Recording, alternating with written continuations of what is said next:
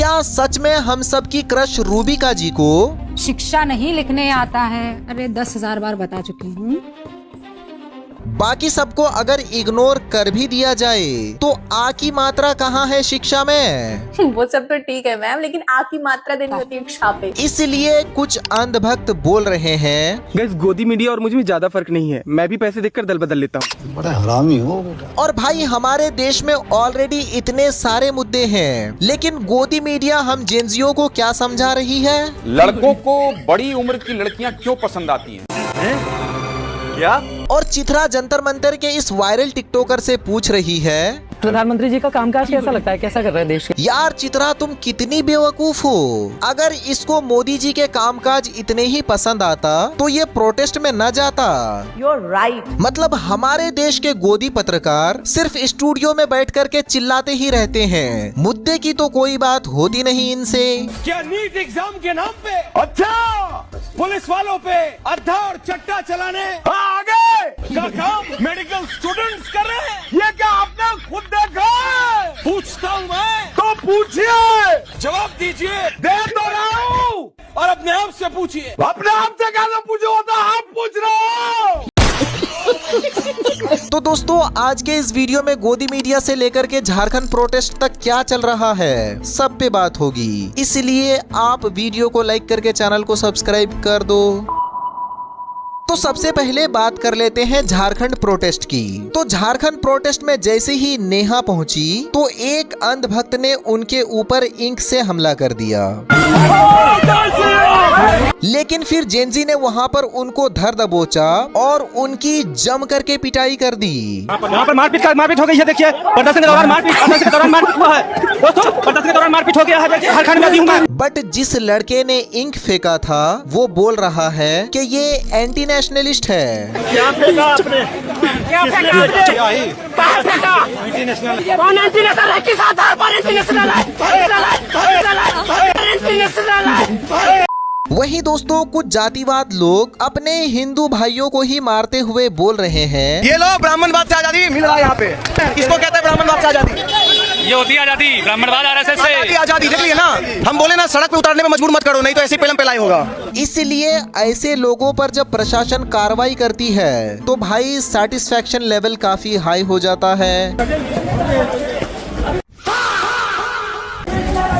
हाँ ये है, रुकना, मैंने कहा था नहीं जा रहा है, मैं नहीं जा रहा हूँ। अरे मेरे भाई अंधभक्त, तुम लोग यहाँ हिंदू मुस्लिम जातिवाद ब्राह्मणवाद करते रहते हो, लेकिन उधर तुम्हारे पापा क्या करते हैं? बल्ला बल्ला हबीबी, जब मर्जी उठ के चल दो कभी भी किधर भी। गजब बेइज्जती है। इसलिए तो बच्चों के प्रोटेस्ट पर लोग मोदी जी को बोल रहे हैं, प्रधानमंत्री अगर वादे के सच्चे होते तो प्रधानमंत्री के भी बच्चे होते, तब उन बच्चों की पीड़ा प्रधानमंत्री को होती। ये मोदी नहीं मदारी है, इनको झूठ बोलने की पैदाइशी बीमारी है। अब दोस्तों हम जेंजी प्रोटेस्ट क्यों कर रहे हैं? क्योंकि हमारे ऊपर जो लोग बैठे हैं उनको बेसिक हिंदी तक पढ़ना नहीं आता। जैसे आप यूपी के इस एजुकेशन मिनिस्टर को देख लो। माननीय सभापति विधायी समाधिकारी श्रीमती का पत्र दिनांक 13/9/2024। समिति है वो, समिति विधायी समाधिकार समिति का पत्र दिनांक 13/9/2024। किंतु रिश्वत देने के कारण रिश्वत ना देने के कारण ये कोई स्कूल का बच्चा नहीं है जिसे हिंदी का पाठ पढ़ाया जा रहा है। ये है उत्तर प्रदेश के शिक्षा मंत्री संदीप सिंह। जी हाँ, शिक्षा मंत्री। विधानसभा में लिखी हुई हिंदी पढ़ते हुए उनका ये वीडियो देखिए। ऐसा लग रहा है जैसे दूसरी कक्षा का कोई बच्चा क्लास में हिंदी का पाठ पढ़ रहा हो और मास्टर साहब उसे बीच बीच में ठीक कर रहे हो। अब यहाँ सवाल सिर्फ हिंदी पढ़ने में अटकने का नहीं है। सवाल ये है कि जिस व्यक्ति के पास उत्तर प्रदेश के लाखों बच्चों की बुनियादी शिक्षा की जिम्मेदारी है, उसकी अपनी सार्वजनिक शैक्षणिक क्षमता कैसी होनी चाहिए। और संदीप सिंह की राजनीतिक पृष्ठभूमि भी तो जान लीजिए। ये पूर्व मुख्यमंत्री कल्याण सिंह के पोते हैं। इनके पिता राजवीर सिंह उत्तर प्रदेश सरकार के मंत्री रह चुके हैं और सांसद भी रहे हैं, यानी राजनीति में विरासत इनकी मजबूत है। लेकिन शिक्षा मंत्री में कुर्सी पर सवाल विरासत का नहीं, शिक्षा, समझ और जवाबदेही का होना चाहिए। तो दोस्तों अब बात कर लेते हैं गोदी मीडिया की, और इस पर नंबर 1 की पत्रकारिता रूबिका लियाकत जी को शिक्षा नहीं लिखने आता है। अरे 10,000 बार बता चुकी हूँ। शिक्षा, मेरा जो श है वो भी ये खराब। ऐसे आता है, मेरा क्ष ऐसे आता है, ये मेरी राइटिंग है। अब क्या करूं? अरे मैम, राइटिंग का इग्नोर करो, लेकिन आ की मात्रा कहाँ है शिक्षा में? वो सब तो ठीक है मैम, लेकिन आ की मात्रा देनी होती है क्षा पे। इसलिए अब अंधभक्त बोलते हैं कि गोदी मीडिया में और हम में अब ज्यादा कुछ फर्क नहीं है। गाइस, गोदी मीडिया और मुझ में ज्यादा फर्क नहीं है। मैं भी पैसे देखकर दल बदल लेता हूँ। जब मम्मी की सैलरी आती है तो मैं मम्मी की साइड से पापा के खानदान वालों को बुरा बुरा बोलता हूँ, और जब पापा की सैलरी आती है तो मैं पापा की साइड से मम्मी के खानदान वालों को बुरा बुरा बोलता हूँ। साथ ही दोस्तों, दूसरी तरफ हमारे गोदी पत्रकार जेनजी के रिसर्च के नाम पर हम लोगों को क्या बताने की कोशिश कर रहे हैं? लड़कों को बड़ी उम्र की लड़कियां क्यों पसंद आती हैं? क्या? चलिए, ये रिसर्च है। आज के जेनजी वाले जमाने में ये सब बताना जरूरी है भाई। मोहब्बत के बाजार में उम्र का कोई मोल नहीं होता, और जब दिल की धड़कनें तेज होती हैं तो बर्थ सर्टिफिकेट कौन देता?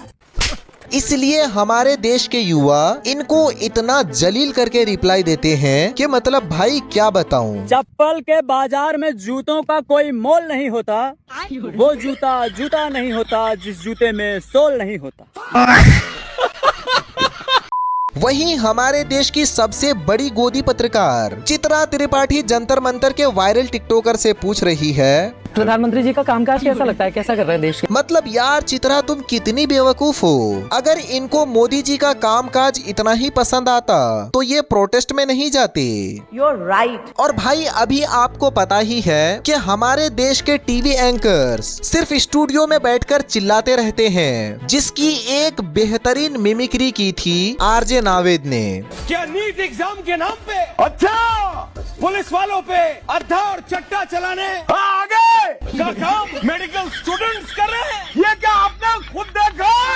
पूछता हूँ मैं, तो पूछिए, जवाब दीजिए। दे तो रहा हूँ, और अपने आप से पूछिए। अपने आप से कैसे पूछो, होता आप पूछ रहे हो। सोशल मीडिया पे 4 आदमियों ने 4 बात कह दी, वो मत मानिए, असलियत देखिए। आप धीरे बोलो, मैं सब देख लूंगा, बस आप धीरे बोलो। और मतलब आरजे नावेद ने तो एक और वीडियो बनाई है गोदी मीडिया के ऊपर। सिंपल में आप समझ सकते हो कि एक गोदी एंकर का नॉर्मल दिन कैसा होता है। बताइए कैसे हैं आप? चला दीजिए भाई, इनका उसके बिना गुजारा नहीं है। आ गया जी पूछिए। तो मैं ये देखती हूँ कि पहले के जो न्यूज़ एंकर्स थे वो बड़े प्यार से आराम से बात करते हैं, तो आप एकदम से इतना शोर में चिल्लाने में क्यों बिलीव करते हैं? सारी बात आप हमें मत डालिए। आपके टीवी रिमोट पे वॉल्यूम का बटन है या नहीं है? जिसको आदत है आप कम करो ना, आप कम करो। तो पे होता है वॉल्यूम, म्यूट पे करिए ना आप। अच्छा ये बताइए, आपने एक न्यूज़ एंकर बनने का ही क्यों सोचा? गुस्सा आता था ना मेरे को, जैसे मैं बचपन में हमारे पड़ोसी से लड़ाई हो रही है, पड़ोसी इधर आ, तेरी पार्किंग यहाँ लगेगी, आ तू। मैंने इसको कैश किया मैडम। पहले के टाइम पे ना जो न्यूज़ एंकर्स होते थे वो रिस्क लेते थे। जैसे अभी मॉनसून का हाल ही देख लीजिए, काफी जगह बहुत बुरा हाल है, तो वो जाते थे उस जगह पर। लेकिन अब आप लोग नहीं जाते हो, अब स्टूडियो से कर देते हो सब। इसका मतलब स्टोन एज में आप, स्टोन एज में जो टेक्नोलॉजी का यूज नहीं कर रहे, स्टोन एज में मॉनसून है, पानी जमा हो गया। यहाँ से रिपोर्टिंग करिए ना आप। घर पे भी ऐसी ही बात करते हो अपनी वाइफ से? नहीं, यहाँ आप गलत है। वो मेरे से भी तेज बात करती है, मतलब मेरी तो बहुत कम होती है, मैं कहता भी हूँ यू आर एन इंस्पिरेशन।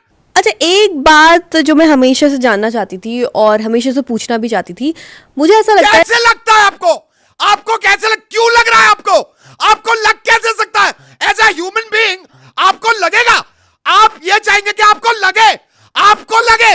आज 9:30 बजे इसी पे चर्चा करूंगा कि लग कैसे रहा है। तो दोस्तों, हमारे देश के इन गोदी पत्रकारों को लेकर के आपका क्या कहना है, प्लीज आप मुझे कमेंट में बताओ। एंड अगर वीडियो पसंद आया हो तो लाइक एंड सब्सक्राइब जरूर कर देना। और अगर आपने मेरा लास्ट वीडियो नहीं देखा है तो ये रहा लिंक, क्लिक करके देख लीजिए। बहुत बहुत धन्यवाद।